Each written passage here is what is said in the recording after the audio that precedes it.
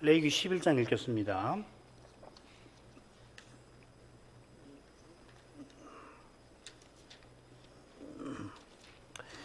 여호와께서 모세와 아론에게 고하여 그들에게 이르시되 이스라엘 자손에게 고하여 이르라.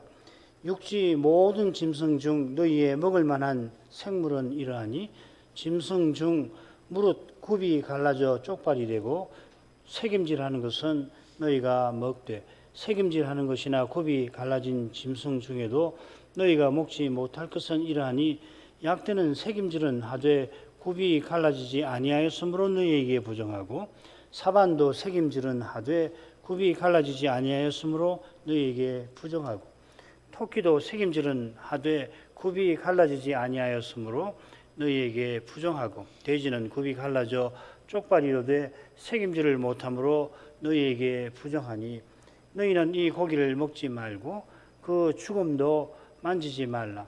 이것들은 너희에게 부정하니라. 물에 있는 모든 것 중 너희의 먹을 만한 것은 이것이니 무릇 강과 바다와 다른 물에 있는 것 중에 지느러미와 비늘 있는 것은 너희가 먹되 무릇 물에서 동하는 것과 무릇 물에서 사는 것 곧 무릇 강과 바다에 있는 것으로서 지느러미와 비늘 없는 것은 너희에게 가정한 것이라. 이들은 너희에게 가정한 것이니 너희는 그 고기를 먹지 말고 그 죽음을 가증히 여기라. 수중 생물에 지느러미와 비늘 없는 것은 너희에게 가증하니라. 새 중에 너희에게 가증히 여길 것은 이것이라. 이것들이 가증한지 한즉 먹지 말지니 곧 독수리와 솔개와 어흥과 매와 매 종류와 까마귀 종류와 타조와 다오마스와 갈매기와 새매 종류와 올빼미와 노자와 부엉이와 따오기와 당아와 올응과 학과 황새 종류와 대승과 박신이라. 날개가 있고 네 발로 기어다니는 곤충은 너희에게 가증하되 오직 날개가 있고 네 발로 기어다니는 모든 곤충 중에 그 발에 뛰는 다리가 있어서 땅에서 뛰는 것은 너희가 먹을지니 곧 그 중에 메뚜기 종류와 별장이 종류와 귀뚜라미 종류와 팥종이 종류는 너희가 먹으려니와 오직 날개가 있고 기어다니는 곤충은 다 너희에게 가증하니라. 이런 유는 너희를 부정케 하나니 누구든지 이것들의 죽음을 만지면 저녁까지 부정할 것이며 무릇 그 죽음을 옮기는 자는 그 옷을 빨지니 저녁까지 부정하리라. 무릇 굽이 갈라진 짐승 중에 쪽발이 아닌 것이나 새김질 아니하는 것의 죽음은 다 내게 부정하니 만지는 자는 부정할 것이요 네 발로 다니는 모든 짐승 중 발바닥으로 다니는 것은 다 내게 부정하니 그 죽음을 만지는 자는 저녁까지 부정할 것이며 그 죽음을 옮기는 자는 그 옷을 빨지니 저녁까지 부정하리라. 그것들이 내게 부정하니라. 땅에 기는 바 기는 것 중에 내게 부정한 것은 이러하니 곧 쪽제비와 쥐와 도마뱀 종류와 합개와 육지 악어와 수궁과 사막 도마뱀과 칠면 석척이라.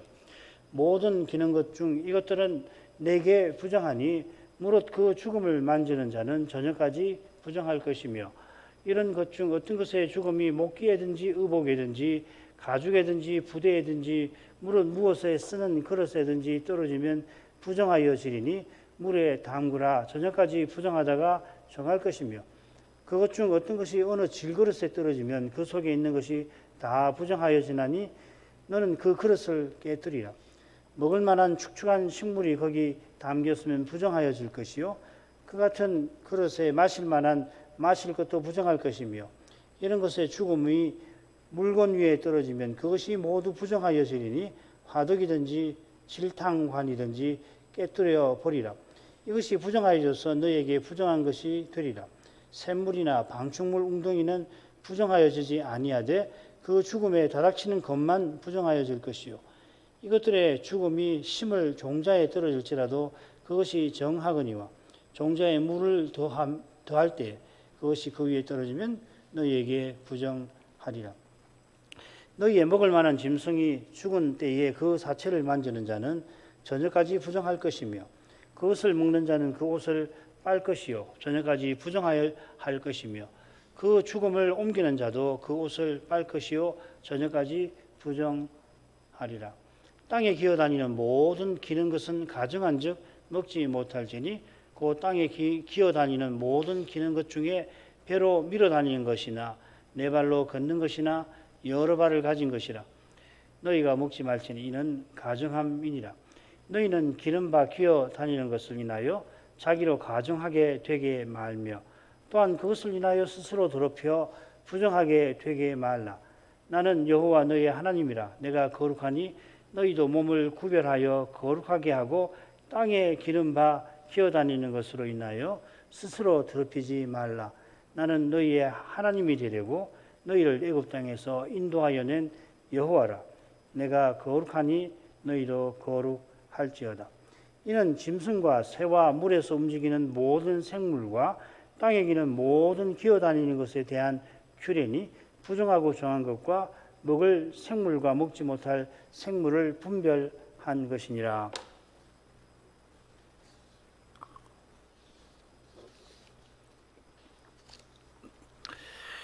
나답과 아비후의 불행한 죽음 직후에 여호와께서 제사장의 중요한 임무를 일러주십니다.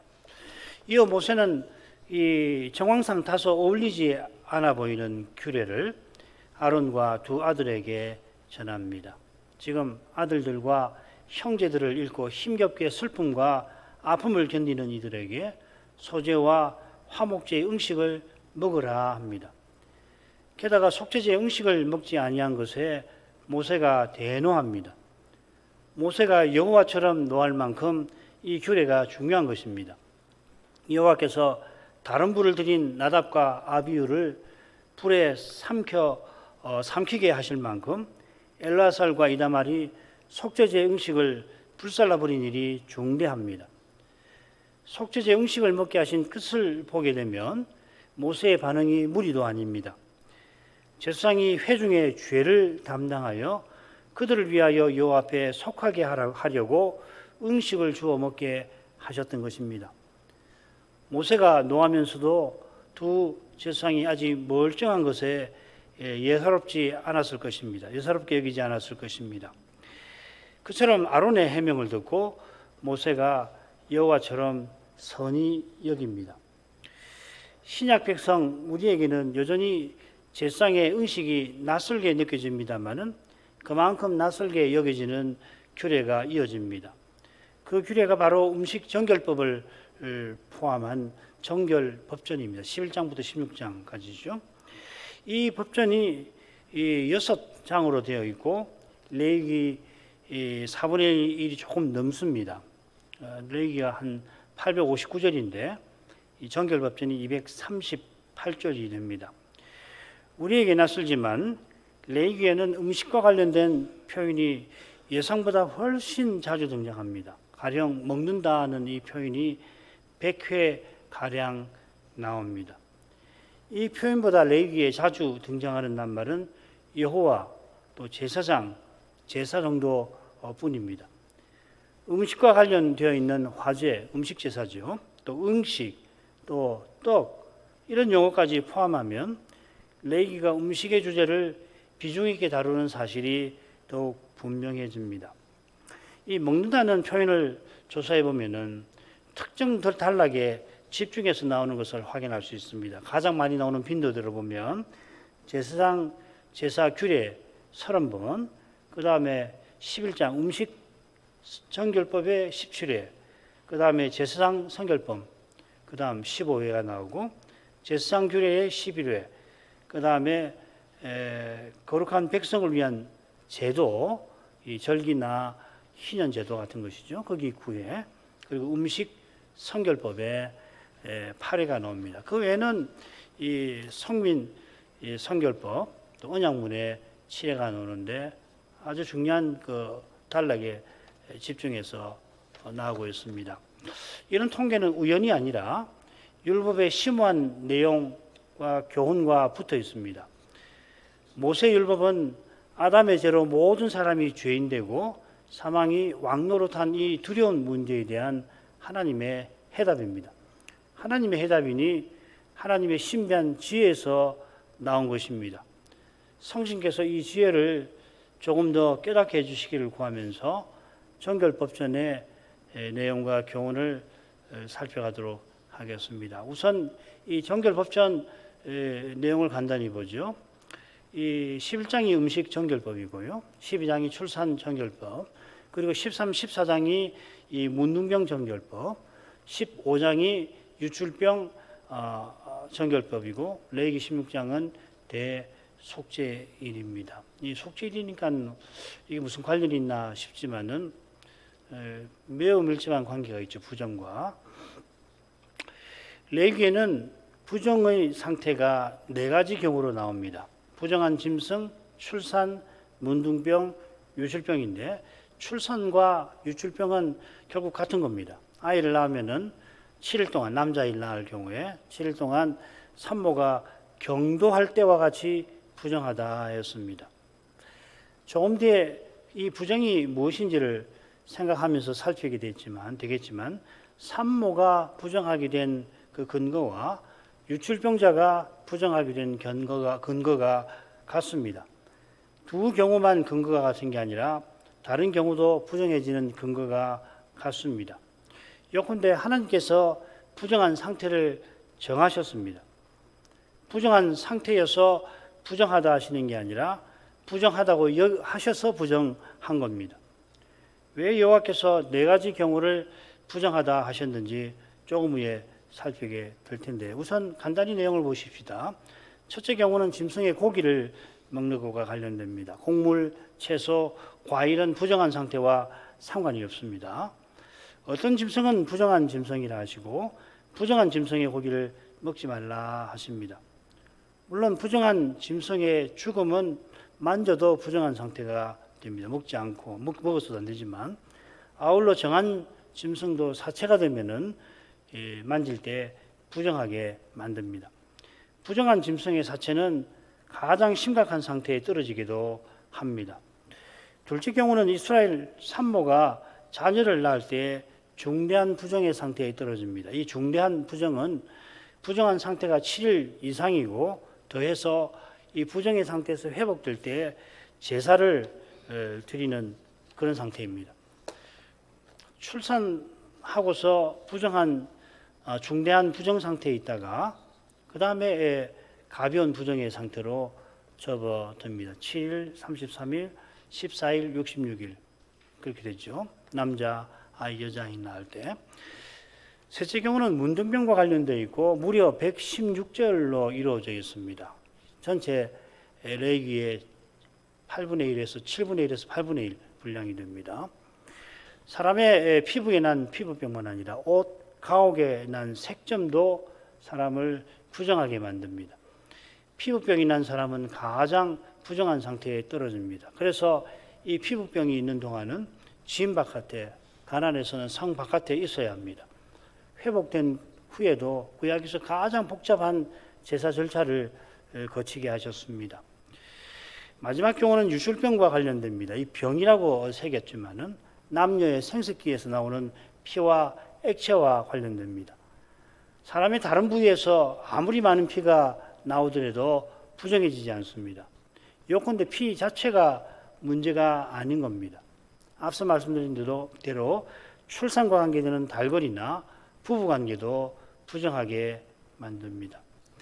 4가지가 결국은 셋입니다. 출산 정결법과 유출병 정결법이 서로 짝을 이루는 것입니다. 그처럼 음식 정결법은 대속죄일과 짝을 이룹니다. 대속죄일은 모세율법에서 유일하게 금식하는 날입니다. 괴롭게 한다는 표현이 그것인데 레위기의 5번 모두 대속죄일 규례만 나옵니다.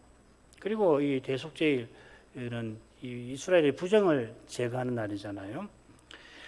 그러니까 결론적으로 딱 맞는 거죠. 그래서 23장에 절기 설명이 되어 있는데 거기도 대속죄일이 나오지만 대속죄일 여기 특별히 따로 떼어서 이 정결법전의 결론으로 제시를 하고 있는 겁니다.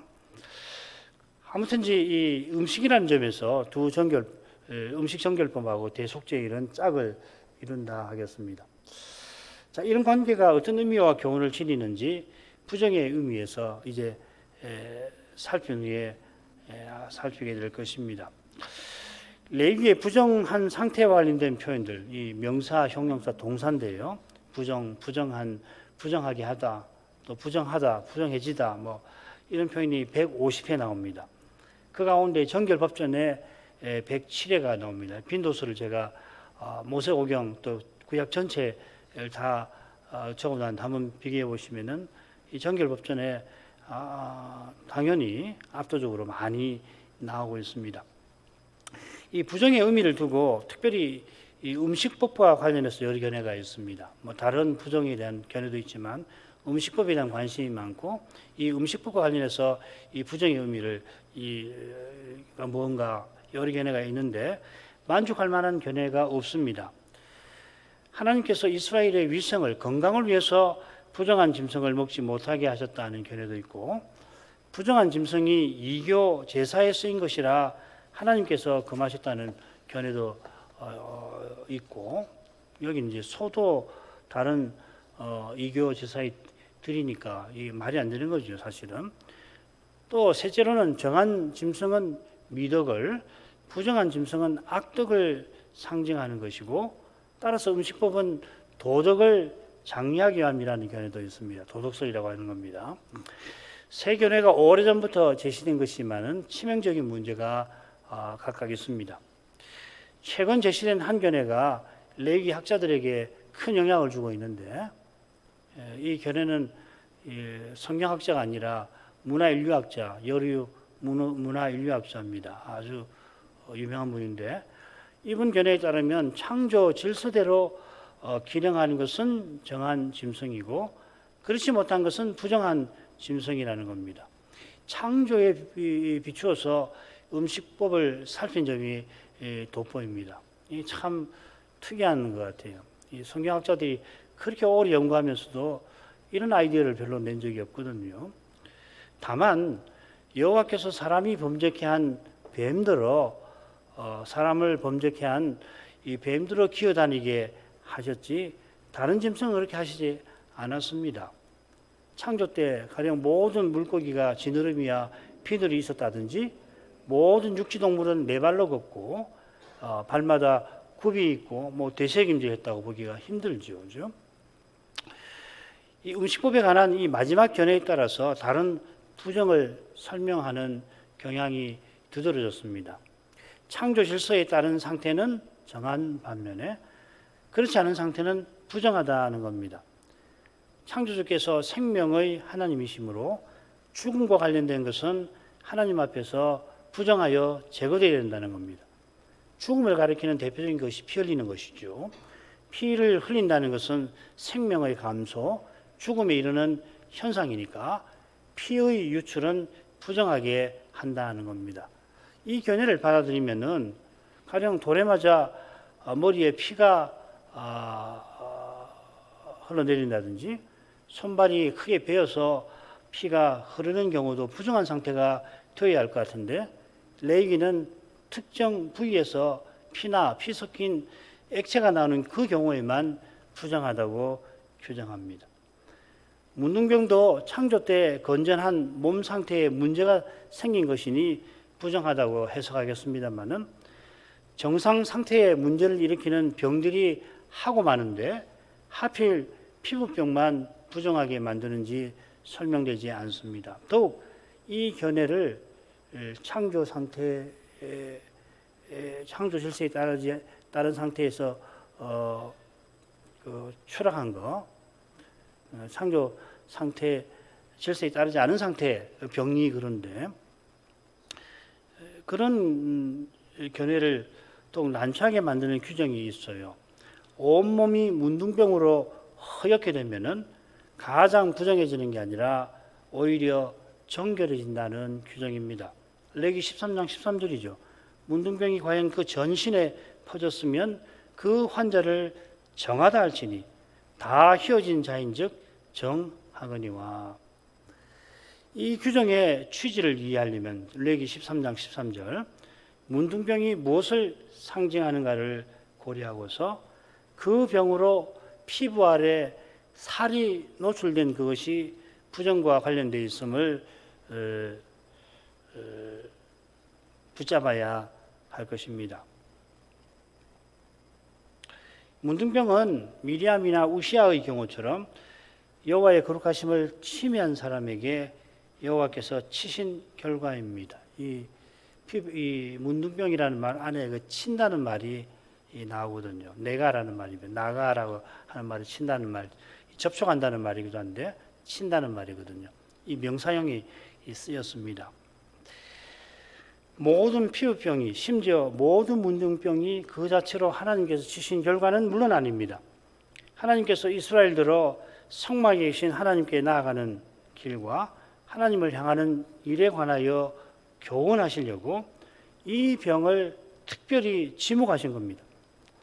지목하신 의중을 다 헤아리긴 힘듭니다만은 문둥병이 부정한 상태가 되는 연유가 이 살의 노출에 있는 것 같습니다. 그처럼 다른 두 경우도 이 출산 유출병 그리고 또 음식 다 이 살과 관련이 되어 있습니다. 부정한 동물의 고기, 살을 먹지 말아야 합니다. 마찬가지로 산모가 아이를 낳으면은 제8일에 양피의 살을 베어야 합니다. 한글 개혁은 양피를 벤다고 했는데 제 생각에는 살을 살릴 필요가 있지 않나. 살을 번역하려고 그렇게 한 것 같은데 이 살을 넣어서 양피의 살이라고 하는 것이 좋을 것 같습니다. 문둥병 정결법에 이 살, 밭살이라는 말이거든요. 18회나 나옵니다. 피부병으로 이 피부가 상해서 피부 아래에 있는 살이 드러나는 경우 부정하다고 진단을 받습니다. 몸에 살에 유출병이 있으면 부정하게 됩니다. 그러니까 이 살이라고 하는 것은 우리 몸을 가리키기도 하지만 특정 부위를 가리킬 소지가 크지요. 흥미로운 점은 대속죄일 규례에도 이 살이 나옵니다. 대지상은 고기를 살에 입고 레위기 6장 10절에서는 그걸 풀어서 하체를 가리고로 번역해서 살이란 말을 여기서는 하체라고 번역했는데 난 이 번역이 좋다고 생각이 듭니다. 그냥 살이 아니라 그 하체 생식기가 있는 그 부분이 드러나면 안 되는 거거든요. 이런 내용들은 노아 시대에 모든 사람이 유기된 사실과 붙어 있는 것 같습니다. 6장 3절이죠. 창세기 6장 3절. 여호와께서 가라사대 나의 신이 영원히 사람들과 함께하지 아니하리니 이는 그들이 육체가 밧사르가 됨이라. 바로 이런 배경에서 바울 사도가 성신과 대립하여 육을 언급합니다. 이 육은 그리스도를 떠난 인생, 죄 아래 있는 인생, 허물과 죽은 인생을 가리킵니다. 이게 모세율법에서 부정이 상징하는 상태인 것 같습니다. 이 중요한 것은 이게 상징이지 실제가 아니라는 겁니다. 여호와께서 친히 부정의 상태를 규정하셔서 이런 상태에 들어가면 인생이 스스로 어떤 상태의 육체였다는 것을 일깨우시는 겁니다. 제사제도에서 드리는 그 희생이 제 아무리 값비싼들 어떻게 메시아를 희생이 대신하며 메시아와 연합된 언약 백성 한 사람인들 대신하겠습니까? 여호와께서 이스라엘 백성이 집에서 기르는 정한 짐승 중에 지목해서 소, 양, 염소 그리고 새 중에는 비둘기 지목해서 오실 메시아와 연합된 백성을 그림자처럼 가리키게 하신 것입니다. 마찬가지로 친히 부정의 상태를 지정하셔서 그런 상태에 있으면 성막 제사에 나오지 말아라, 화목제 음식을 먹지 말아라 하십니다. 언약의 어머니가 언약의 후사를 낳은 이 기쁜 일에서도 제8일에 할례를 행하기 전까지 심각한 부정의 상태에 두신 것은 하나님의 언약이 제8일이 할례를 받는데 그 할례가 가리키는 언약이 얼마나 귀한 것인지를 일깨우시려는 것입니다. 그렇다면 여호와께서 이 살과 더불어 어떤 기준으로 어떤 의중으로 정결법전을 주신 것입니까? 우리는 이 정결법전의 줄거리가 창세기 1, 2, 3장의 중요한 주제들을 반영하는 사실을 참조해서 여호와의 의중과 기준을 좀 더 헤아리려 합니다. 정결법전 줄거리는 아까 말씀드렸고요. 창세기 1장 26절부터 30절 그리고 22장 16절부터 25절 뭐 다 아시는 내용이니까 하나님께서 하나님 형상대로 남녀를 창조하셨죠. 그리고 거룩한 명령을 주시고 그 다음에 음식을 주십니다. 그리고 2장에 가면은 각종 동산 각종 실과는 임의로 먹어라 2장 16절. 그 다음에 선악과 금령을 명령을 내리십니다. 그리고 18절에 보면 아담이 홀로 있는 것이 독처하는 것이 선하지 못해서 배필을 지으리라 하고 이제 배필을 지어서 혼인하게 하시는 내용이 나옵니다. 그리고 사람이 타락했을 때 낙원에서 심판하시는 그 내용을 보면 맨 처음에 뱀이 흙 위에서 기어다니고 흙을 먹도록 저주를 내리셨죠. 그 다음에 여인의 후손에 대한 말씀, 원시복음 이야기를 하시죠, 그죠? 마귀를 여인의 후손이 멸할 거다 하는 거고요. 그 다음에 이제 여인에게 심판하시면서 출산의 고통을 통해서 자녀를 얻게 될 거다. 그리고 여자는 남자를 내주장하고 그리고 남자는 여자를 압제할 거다. 부부관계에 관한 거죠. 그 다음 남자에게는 머리에 이마에 땀이 흘러야 음식을 얻을 거다. 그리고 너는 흙으로 돌아갈 거다. 이렇게 되어 있습니다. 주제가 굉장히 겹치죠. 정결법전의 줄거리는 하나님의 선한 창조와 하나님의 의로운 심판에 나타나는 세 가지 주제를 반영합니다. 세 가지 주제는 이 혼인과 출산, 하나님의 거룩하심, 음식입니다. 이 세 가지 주제로 창세기 1, 2장의 줄거리가 구성됩니다. 하나님이 하나님 형상대로 남자와 여자를 지으셨고 이어 거룩한 명령을 내리십니다. 이 자녀를 낳게 하는 내용이 포함되죠. 거기 하나님께서 사람에게 음식을 주십니다. 창세기 2장은 이 내용을 좀 더 상세히 기록하고 있습니다. 하나님이 아담을 낙원으로 이끄시면서 첫마디가 이 동산 각종 나무의 실과는 네가 마음대로 먹으라 하십니다. 그리고서는 선악과를 따먹지 말라고 거룩한 명령을 내리십니다. 그 다음에 아담 홀로 있는 게 좋지 못하다 하시고 하와를 지어서 혼인하게 하십니다. 그 다음 정결법전에 이어서 17장부터 22장까지가 성결법전이라고 하셨는데 정결법전과 같이 아주 절묘하게 배열되어 있습니다. 성결법전도 보면 17장에는 이 제사에 드리는 짐승과 그리고 사냥해서 먹는 짐승을 먹는 법에 관한 내용이 나옵니다. 18장은 뭐 잘 아시는 대로 불법적인 성적 관행들을 관한 내용이고요. 19장은 거룩한 백성을 위한 율법들을 하나님의 거룩한 율법들이 나옵니다. 20장은 18장과 매우 비슷하죠. 가정에 대한 심각한 위반들이 나오고 20장에는 특별히 몰렉 우상 숭배에 대한 내용이 자세히 나옵니다. 그리고 21, 22장은 제사장에 관한 건데 이 제사장을 뭐라고 그러냐면은 음식 제사를 드리는 제사장이라 하고 특별히 이 거룩한 음식을 먹는 문제가 여기 집중적으로 다뤄져 있습니다. 이는 정결법전과 더불어 성결법전이 제사장 나라와 거룩한 백성의 제도들과 더불어서 창조의 회복과 창조의 완성을 위한 것임을 암시합니다.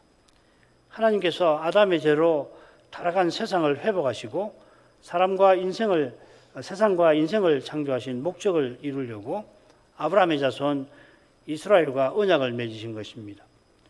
이런 뜻이 성막에 식양을 주시는 말씀이나 모세가 성막을 제작하는 말씀, 또 제사장 의복에 관한 말씀에 드러나는 줄거리에도 넌젓이 나타납니다. 이 두 말씀은 창조의 7일을 떠오르게 하는 방식으로 기록되어 있습니다. 하나님의 은혜 언약은 메시아를 통한 구원을 약속하는데 이 구원은 창조의 목적을 이룹니다. 그처럼 시내산 언약을 위한 제도와 실행법전들은 메시아와 하나님 나라를 가리킵니다. 둘째로 이 정결법전의 세 주제는 이스라엘이 하나님을 향하는 것과 서로를 대면하는 것과 피조물을 대하는 것에 관한 근본 교훈을 담고 있습니다. 일상의 삶을 규율하는 법률, 먹는 거, 그 다음에 혼인하는 거, 자녀를 낳는 거, 부부간의 관계를 맺는 거, 등등, 일상의 삶 아닙니까? 이런 율법을 통하여 이스라엘은 이 근본 교훈을 배우게 되는 겁니다. 이 교훈은 당연히 오실 메시아를 바라는 믿음으로 깨닫고 받듭니다. 이 믿음을 위해서 단연 성막과 제사와 제사장의 제도가 있죠. 성막에서 제사장이 제사 드릴 때에 언약 백성은 자기가 얼마나 죄인인 줄을 깨닫고 오실 메시아를 바라보는 것입니다.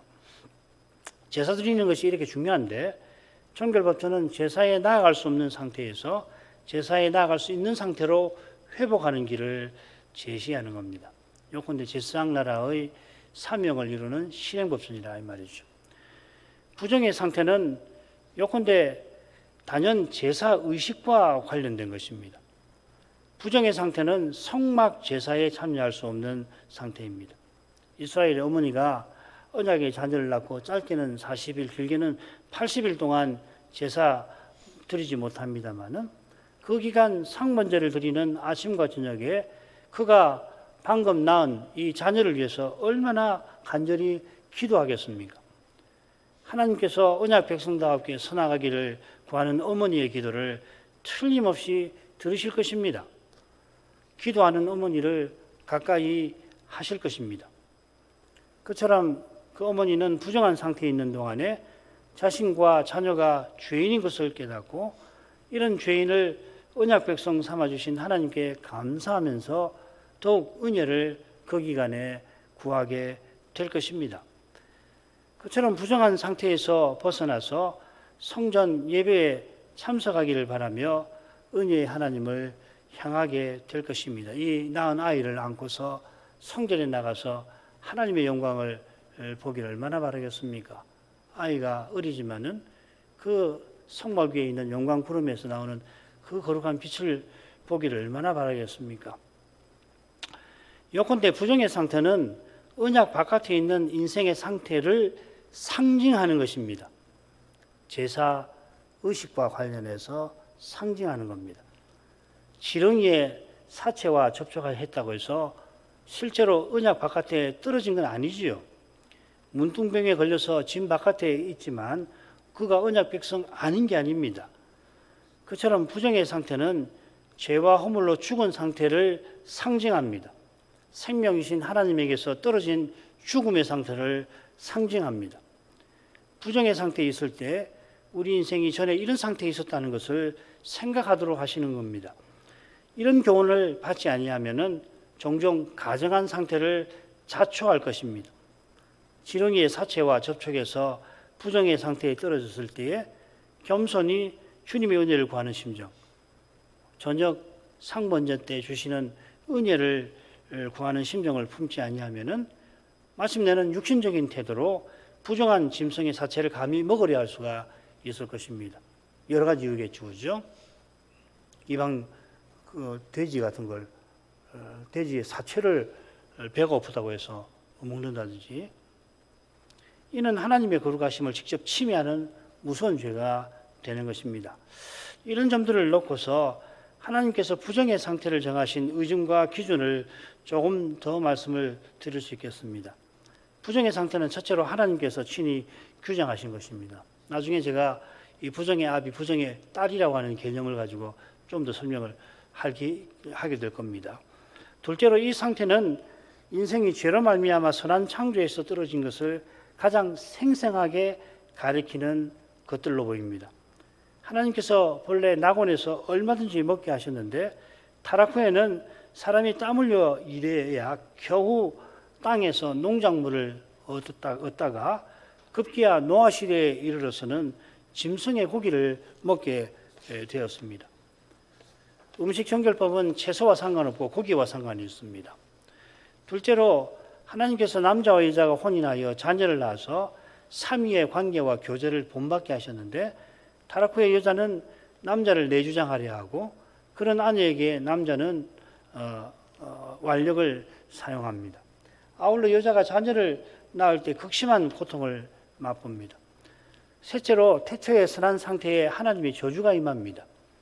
아담과 하와를 범죄케 한 뱀은 흙에서 기어다니며 흙을 먹습니다. 사람은 흙으로 돌아갑니다. 이 흙이 저주를 상징하게 되죠. 동물 음식정결법에서 이 흙의 주제를 다루게 될 겁니다. 하나님을 향하던 인생이 하나님을 등지고 심지어 하나님을 대적합니다. 사람의 범죄로 피조물도 썩어짐의 종노릇 합니다. 이런 비참한 처지를 잘 드러내는 경우들을 하나님께서 부정의 상태로 지정하신 것 같습니다. 사람이 먹을 게 없어가지고서 짐승을 잡아가지고서 농작물, 채소만 먹던 이 곡물을 먹던 인간이 어느 순간에 먹을 것이 없어서 짐승을 잡아서 피까지 그렇게 삼키는 이런 모습을 한번 떠올려 보십시오.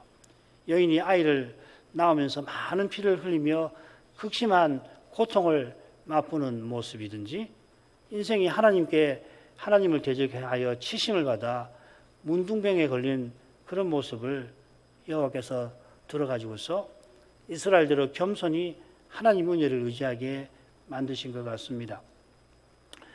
이스라엘 백성이 부정한 상태에 떨어질 때에 율법에서 창조와 타락과 구원에 관한 하나님의 뜻이 드러납니다. 이 정결법전 자체가 창세기 1, 2, 3장의 주제를 요약하고 있어서 그 율법에서 이런 하나님의 웅장한 뜻이 드러나는 거죠. 성신께서 감화하셔서 그 거룩한 뜻을 깨닫게 하십니다. 그 뜻을 깨닫는 백성은 저녁 번제에서 여호와께서 이스라엘을 이집트에서 건져주신 은혜를 맛봅니다. 그 은혜를 베푸신 저 거룩한 약속을 바라봅니다. 메시아와 하나님 나라를 바라보게 하신 것입니다. 제가 음식 정결법을 줄거리를 간단히 말씀을 드렸는데 요즘은 말씀을 드릴게요.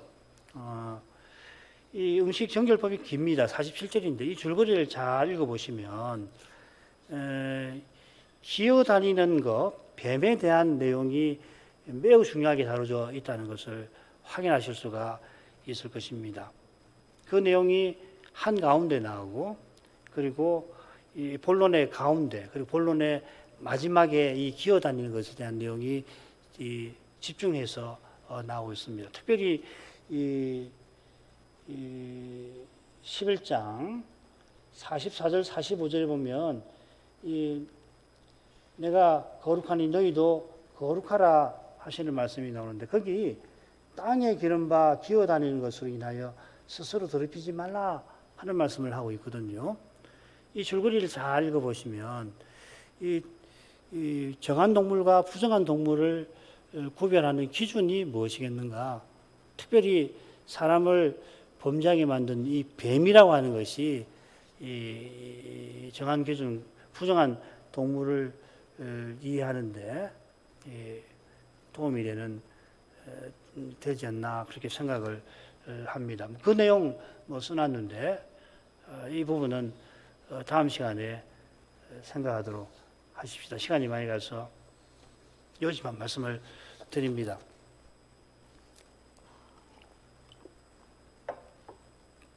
기도할 제목 읽겠습니다. 정결법전은 성결법전과 더불어서 언약 백성에게 주신 두 사명을 이루는 실행법전입니다. 두 사명을 참으로 이루는 길이 메시아와 하나님 나라였으므로 두 법전 역시 메시아와 하나님 나라를 이스라엘에게 교훈합니다. 실체가 아직 나타나지 않은 상태라 하나님께서 그림자와 모형을 통하여 교훈하십니다. 그 교훈 방식이 실로 놀랍습니다. 오늘날 우리에게는 낯선 부정의 상태들을 통하여서 하나님께서는 창조와 타락과 구원과 관련된 거룩한 그 빛이 이스라엘 삶에서 드러나도록 하시고 그 빛 가운데서 이스라엘이 자기가 얼마나 죄인인지를 깨닫고 오실 메시아와 그분의 나라를 바라보게 하셨습니다. 성심께서 이 레기 법전, 특별히 정결법전이 어려운데 그 교훈을 담긴 교훈을 잘 가르쳐 주셔서 우리가 우리 구원의 주께서 이끄시는 인도를 잘 받아 나가게 해주실 그런 은혜와 자비를 내려주시라고 이제도 구하겠습니다. 신학교와 신학생을 위해서 기도해 주십시오. 기도하겠습니다. 거룩하신 아버지, 옛적에 이스라엘과 언약을 맺으시면서 그들더러 오실 메시아와 하나님 나라를 바라보게 하시려고 모세에게 언약의 율법을 내려주셨습니다.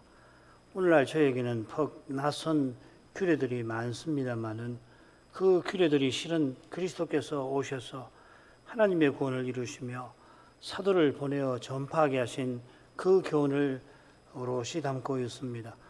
그리스도께서 모든 성경이 내게 대하여 증거하는 것이라 하시고 부활 후에 구약에서 그리스도의 고난과 부활과 회개의 복음 전파에 관하여서 사도들에게 풀어 전해 주셨습니다.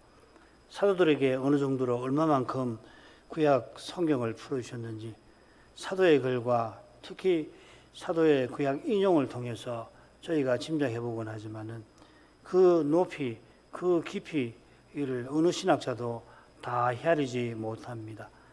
과연 구약 성경이 신약 계시와 더불어서 하나님의 말씀이므로 그 말씀은 사람의 생각을 늘 넘었습니다.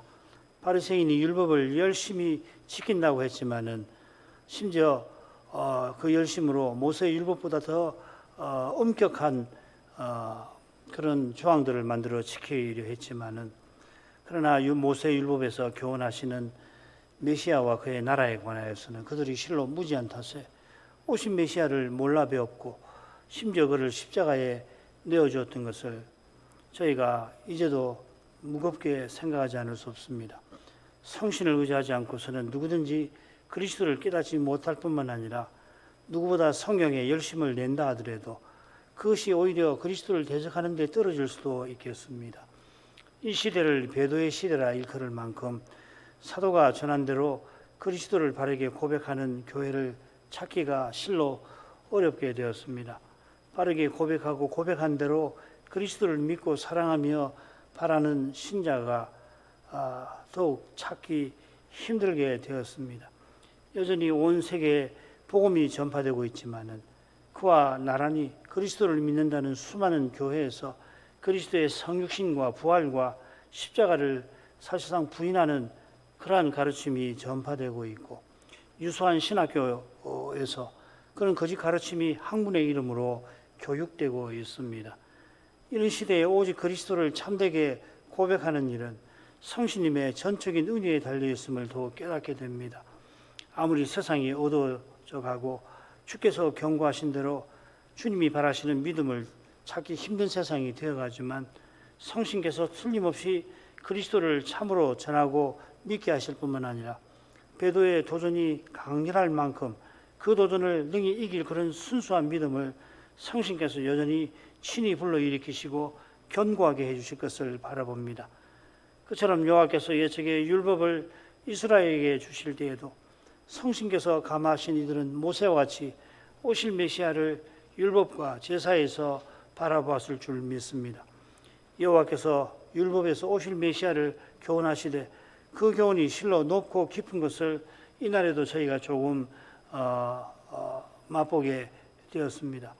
우리에게 낯선 이 정결법전이 고대 이스라엘의 눈앞에 하나님의 선한 창조와 인생의 비참한 타락과 하나님의 그 은혜로우신 구원에 관하여 실로 깊고 심오한 교훈을 그들의 눈앞에 펼쳐지게 하였을 줄 믿습니다. 죽은 지렁이의 사체를 접촉하는 너무도 일상적이고 사소한 그 일을 통하여서 인생이 아담 안에서 죄인으로나 육신으로 행하던 그 두려운 처지를 깨닫게 하시고 거기서 여호와께서 건져서 하나님과 거룩한 사귐에 이르게 하신 그 은혜를 감사하게 하시며 약속하신 구원이 이루어지는 저 역사의 마지막 순간과 그 순간 너머를 영혼을 바라보게 하신 것입니다.